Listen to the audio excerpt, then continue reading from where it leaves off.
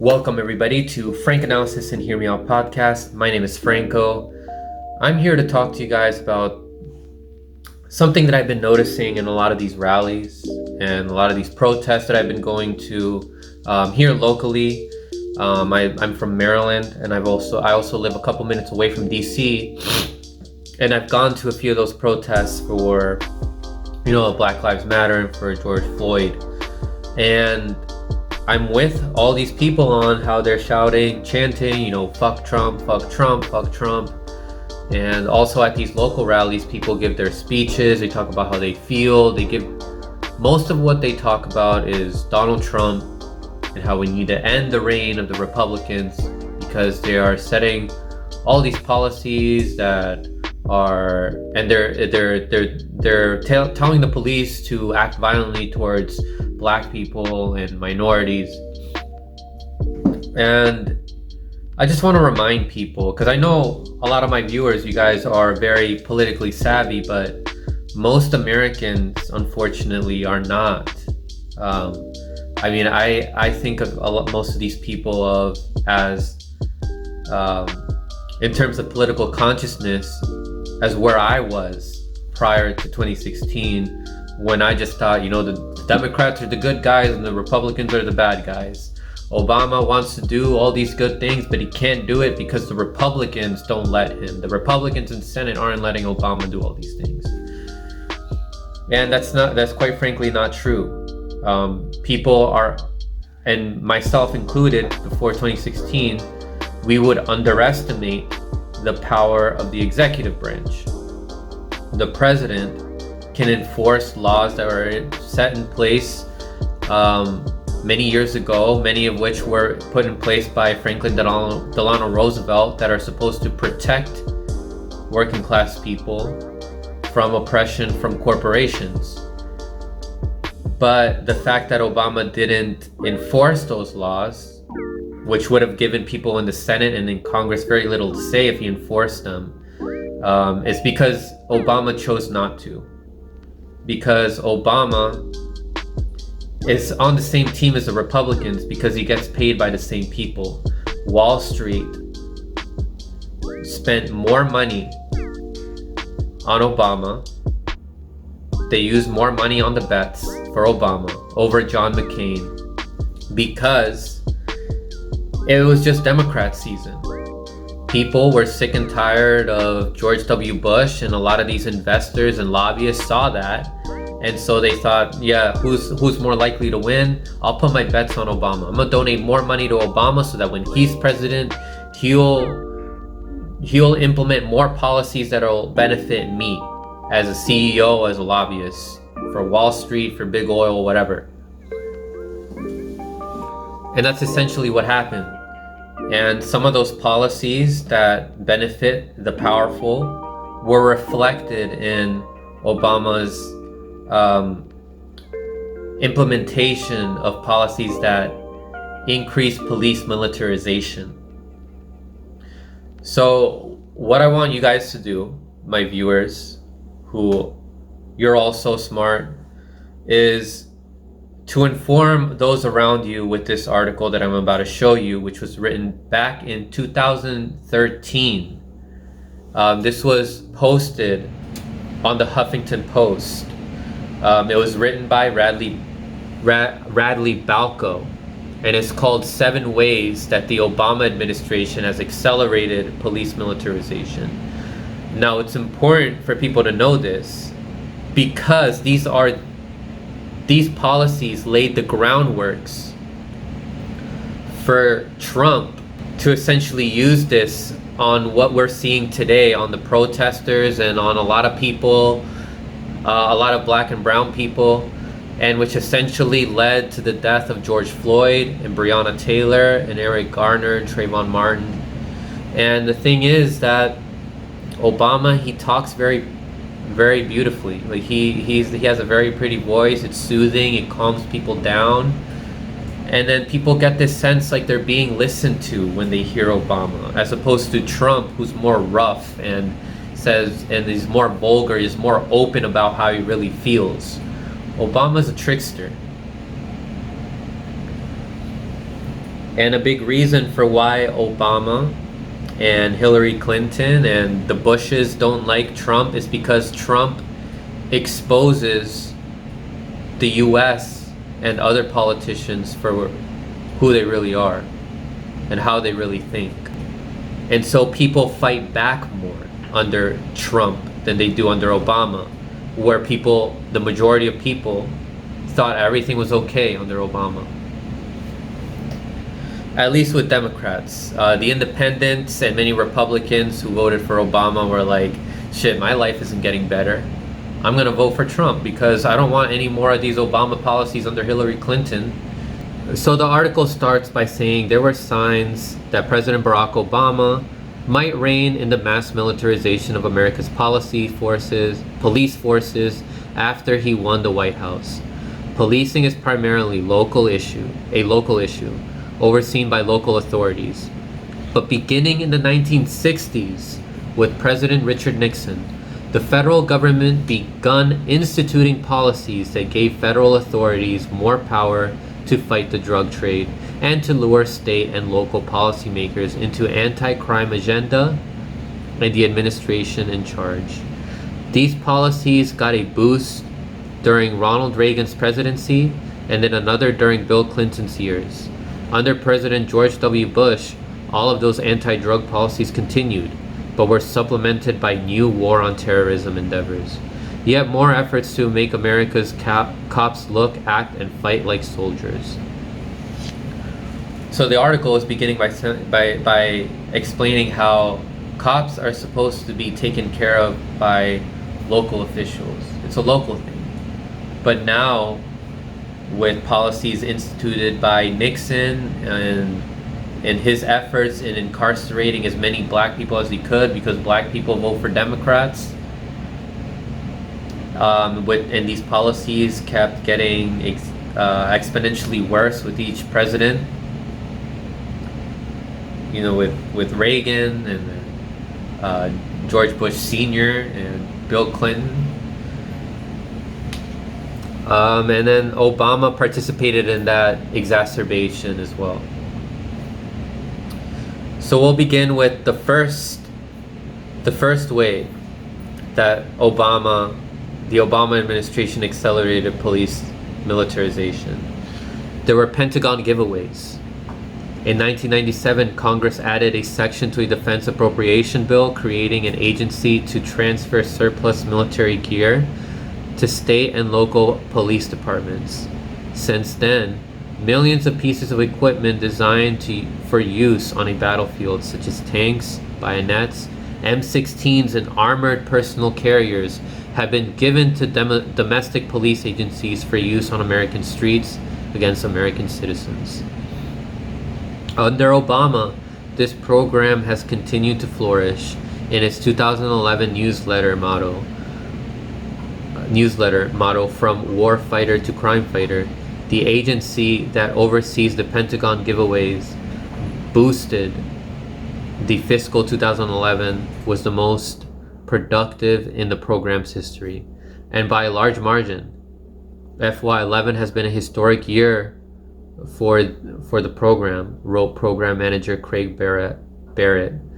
We reutilized more than $500 million, that is million with an M, worth of property in FY11. This passes the previous mark by several $100 million. $500 million in reutilizing was the monumental achievement of FY11. So does the police really need these weapons? These are weapons that are used in war.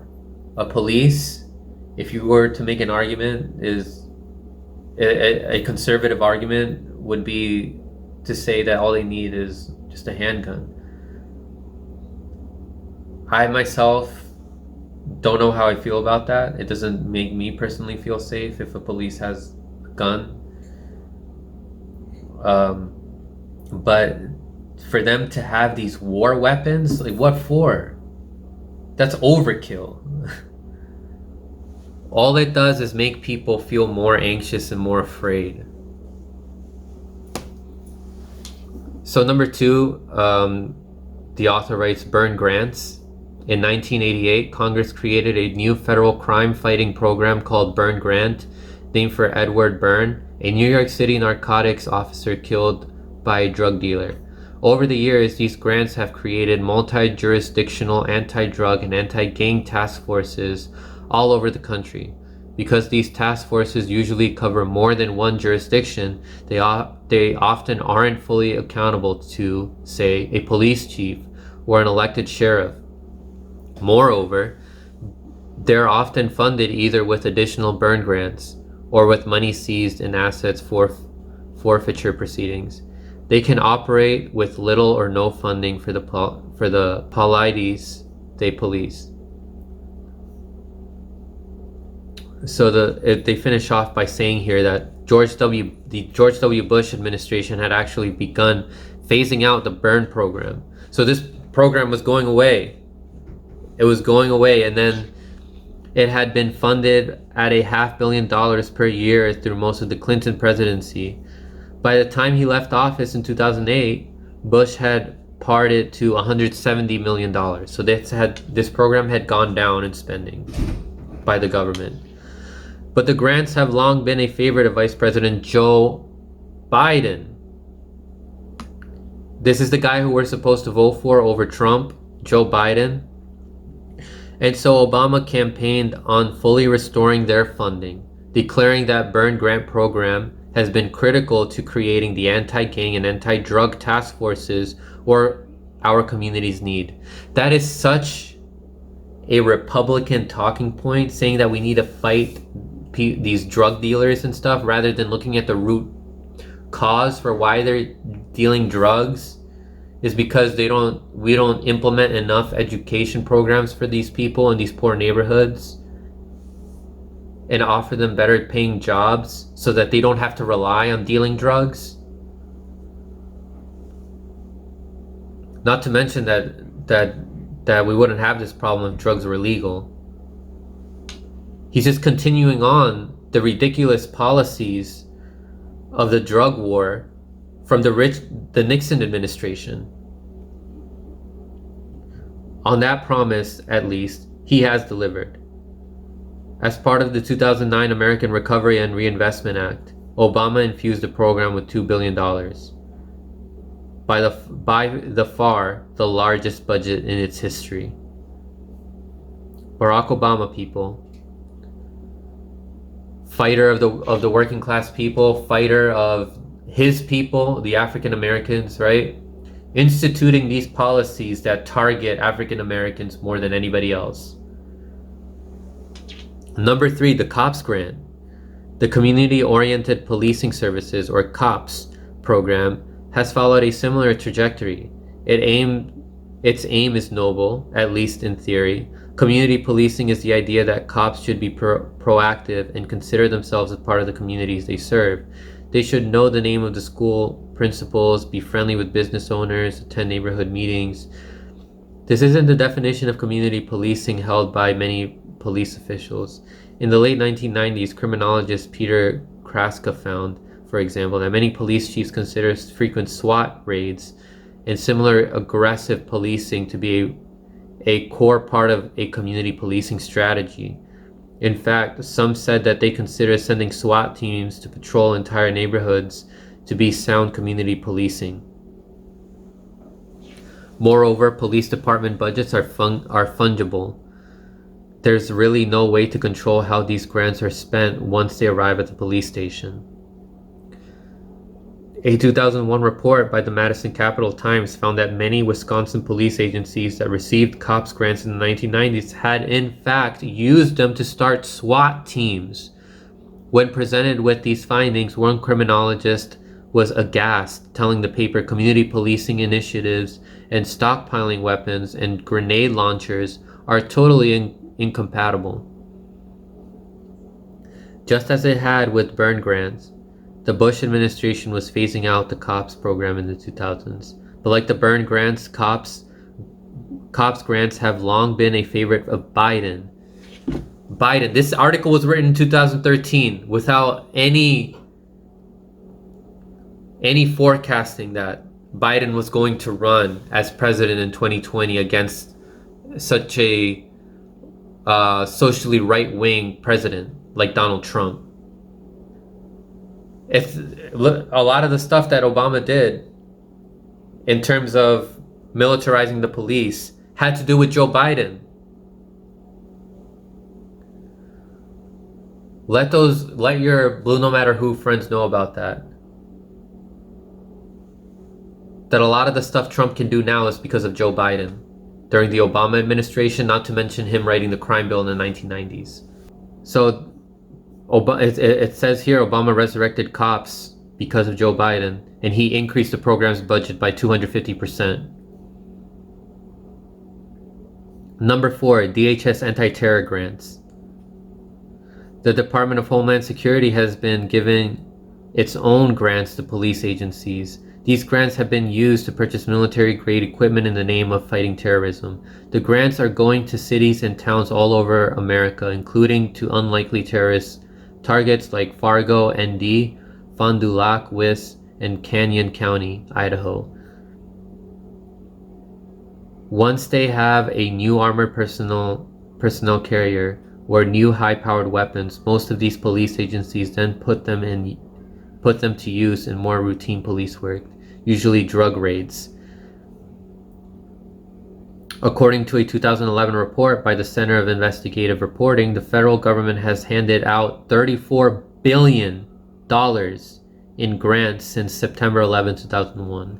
The grants have also given rise to contractors that now cater to police agencies looking to dash DHS checks in exchange for battle-grade gear, all of which means there's now an industry, and inevitably a lobbying interest dedicated to perpetuating police militarization. So in the future, when we have a establishment Democrat running with a establishment Republican, we're going to have these prison lobbyists donating more money than they otherwise could have if it wasn't for this to both candidates. And what do you think that these candidates are going to do in return? Number 5, medical marijuana raids. Completely unnecessary, and this is what Obama exacerbated. Despite campaign promises to the contrary, Obama has not only continued the Bush and Clinton administration policy of sending SWAT teams to raid medical marijuana growers, shops, and dispensaries in states that have legalized the drug, he appears to have significantly increased enforcement. Obama, the guy who seems like was a pot smoker himself growing up, like in college also. This is the guy. Look what he's doing. Raiding people's homes and raiding these medical marijuana growers. It's barbaric. I don't think I have to explain to many of you guys the benefits of marijuana and how harmless it is. Like these people are gonna look back into history and laugh at the barbaric tactics that our country used to do on people who would sell and grow marijuana. And Obama didn't do much about it. Some states legalized it, but nationally, even though it's widely popular, we didn't get fully legalization of marijuana. Because it benefits the prison industrial complex. Number 6, heavy-handed police tactics. In 2011, an armed team of federal agents raided the floor of the Gibson Guitar Factory in Nashville, Tennessee, home of Dennis Potvin. The raid made national headlines and picked up traction in the Tea Party movement, largely because it had been conducted to enforce the Lacey Act, a fairly obscure environmental law. Not the sort of policy most people would think would be enforced by armed federal agents. The same year, a SWAT team from the Department of Education conducted a morning raid of what they thought was the home of a woman who was suspected of defrauding federal student loan programs. Again, not the sort of crime usually associated with a SWAT action. They also got the wrong house. The suspect had moved out months earlier. So there's many cases like this in which SWAT teams raid the wrong house. And the article goes into talking about how there's several instances in which SWAT teams have raided the wrong house, or the DEA also. Like, it's unsettling, and we're living in like constant fear that we're gonna get it raided and like in our own house.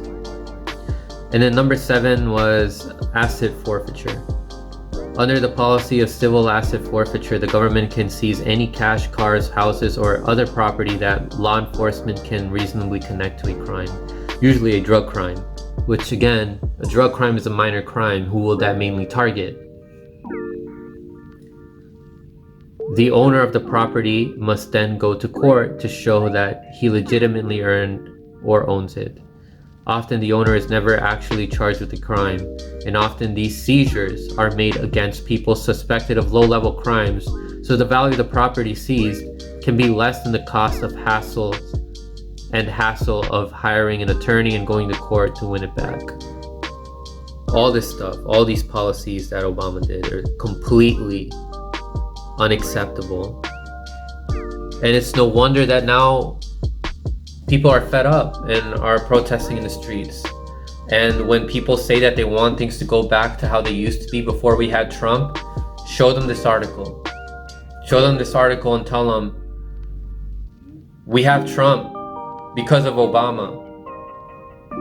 And if you want to go back to how things were before Trump, you're going back to the thing that gave us Trump. Thanks for watching that segment of Hear Me Out. Don't forget to like, share, subscribe, and hit that notification bell down below so you can get the latest on sports, pop culture, and progressive politics. Stay informed.